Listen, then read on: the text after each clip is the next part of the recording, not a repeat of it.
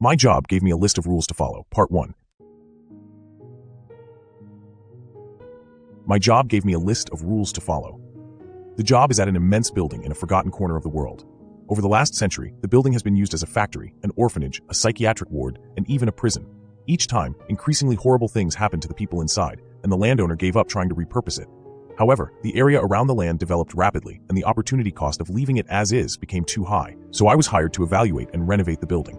The first night after I accepted the job offer and signed the waiver, I walked in and grabbed the clipboard with a list of rules I must follow if I want to keep my life. Rule 1. Nobody you are interacting with is a living life form. Rule 2. When anyone calls and asks for Fred, you must convince them that Fred is not here. You may tell them anything, but you must never hang up.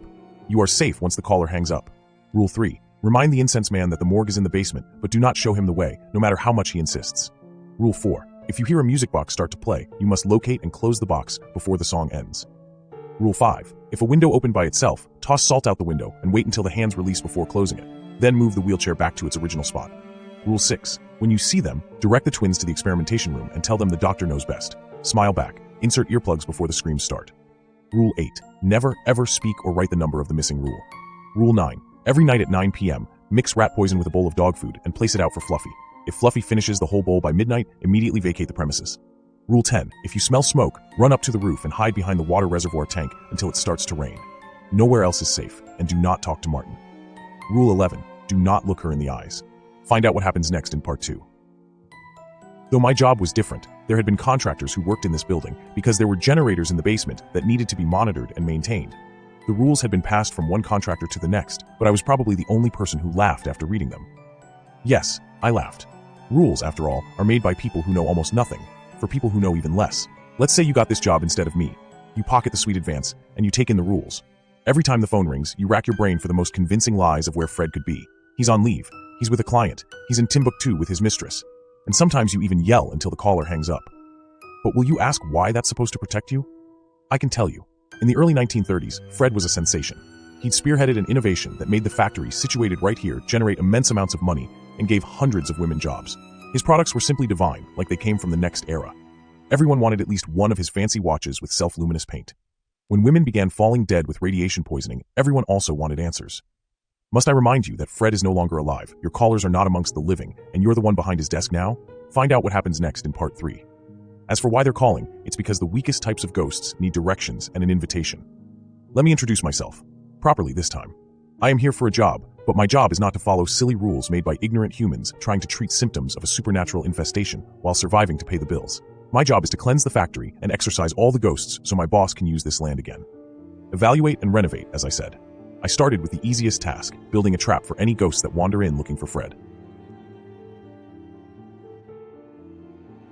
It took almost half an hour to set up, but I knew any ghost that needed an invitation would be weak and easy to snare. After my setup was complete, I created a new voicemail. Yes, Fred is here. 3rd room on the 2nd floor. Please visit at your earliest convenience. Then I took a suitcase, went down to an abandoned classroom, and spoke the forbidden word. 7. She emerged from behind some crates, dragging herself along on the floor.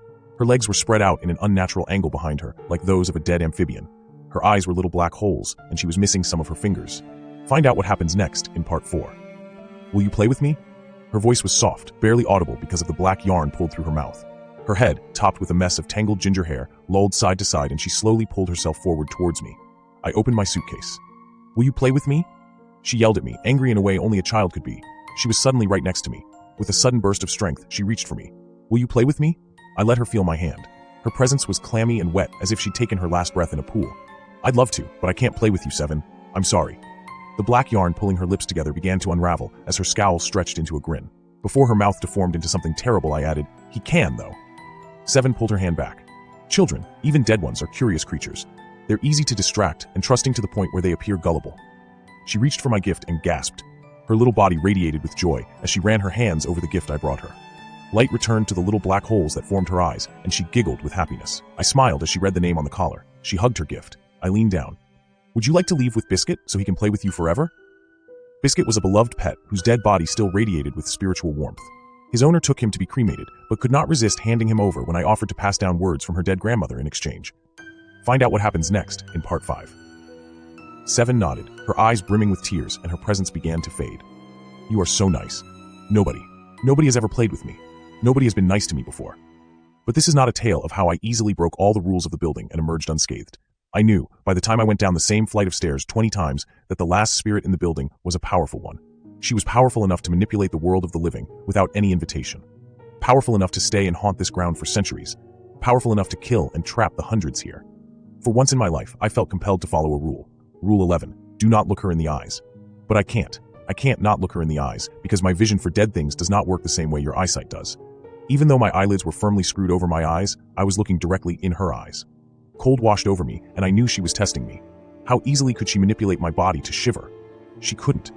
A spirit cannot take from an unwilling human, because the rules of life are stronger than the rules of death. But a spirit could manipulate you to give that advantage up. The strongest spirits often knew how to manipulate you until you thought that dying was the best choice you could ever make in your life. Find out what happens next in part 6. She murmured, your life is not yours to take, I declared. You are living on borrowed time, she whispered. I know what you did that summer. She whispered threats, an auditory invasion of shrieks and wails. Nails dug into the side of my face as she spat out my darkest secrets and laughed at all my insecurities. She'd been here long before I was even born. She'd taken many men and women who were far stronger than me. She reminded me that I'd caused the death of everyone I loved. She reminded me I was destined to suffer alone until I passed my curse on to a willing protege. Calmly, I told her, we know where your body is. The most powerful spirits usually derive their power from where their body had been buried. I cannot explain the rules, but if I moved her body or manipulated the environment of her body, she could find herself trapped in torment forever. She could not take anything from me unless I gave permission, but I could feel her longing. Her existence, even now, tormented her. She wanted to be freed, but she did not want to give up. Whatever happened in her life, she died with so much rage, sorrow, and regret that she was able to sustain her existence for centuries. She was the true source of all the horrible happenings of the building, starting when the land was merely a burial ground. I have an eternity, she said.